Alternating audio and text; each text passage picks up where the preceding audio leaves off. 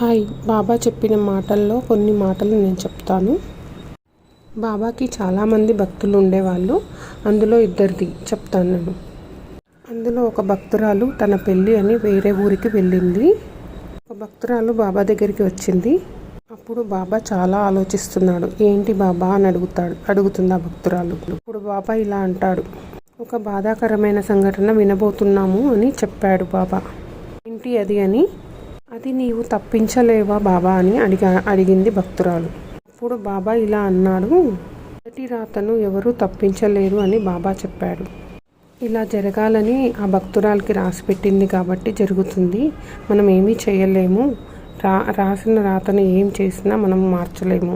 ఎందుకంటే మన పద్ధతుల్లో కొన్ని మార్చుకుంటే కానీ కొన్ని మారుతాయేమో, కానీ రాతను మటుకు మార్చలేము అని చెప్పి బాబా చెప్పాడు. చాలామంది